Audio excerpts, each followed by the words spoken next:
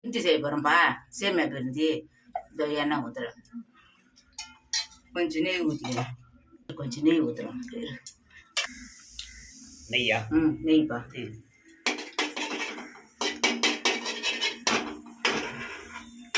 வருப்பா, பட்டை, லவங்கம், ஒரு இலை.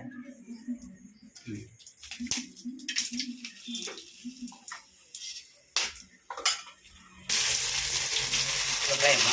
வெங்காயம், தக்காளி, புதினா, கொத்தமல்லி.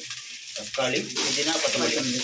இந்த கொஞ்சம் புதினா, கொஞ்சம் கொத்தமல்லி, கொஞ்சம் தான் சேமியா.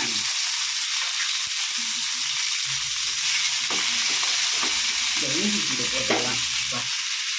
இஞ்சி பூண்டு ஆச்சி வச்சுது.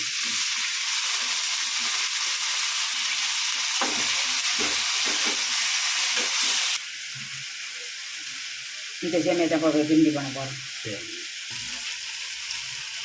என்ன போடுறீங்களா? மிளகாத்தூள் போடுறேன்ப்பா, கார மிளகாத்தூள் கொஞ்சம் போடுறேன், உப்பு கொஞ்சம் போட்டுறேன். இது உப்பு கொஞ்சம், கல் உப்பா? ஆமாம், கல் உப்பு. தண்ணி கட்டி மிளகாத்தூள், உப்பு, கார மிளகாத்தூள் தான் போடுறேன். போட்டு தண்ணி ஊற்றிடலாம். தண்ணி ஊற்றிடுறேன்ப்பா.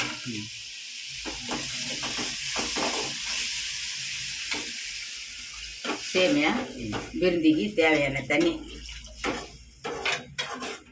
அவ்வளோதான், போதும்.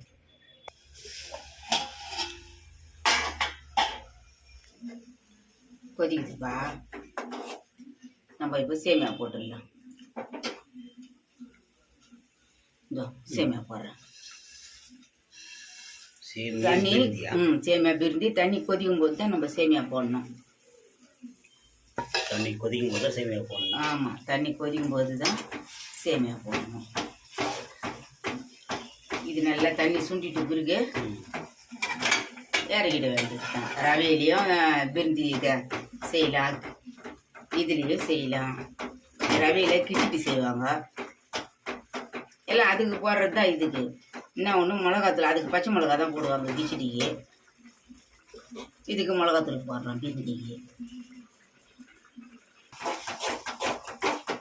இதோப்பா ரெடி ஆகிடுச்சு.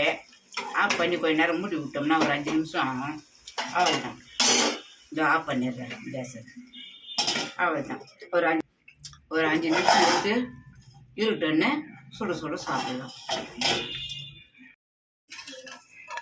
ரெடி ஆகிடுச்சு பாருப்பா. தண்ணியெல்லாம் நல்லா அழகாக வற்றிடுச்சு. அப்படியே எடுத்து சாப்பிட வேண்டியது.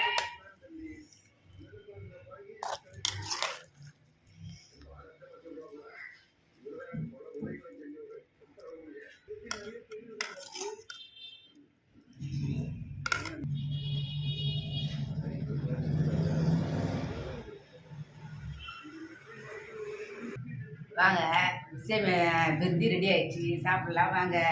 நீங்களும் இது மாதிரி செய்து சாப்பிடுங்க. காரம் குழந்தைங்களுக்கு கொடுக்குறதா காரம் வந்து கம்மியாக போட்டு கொடுங்க.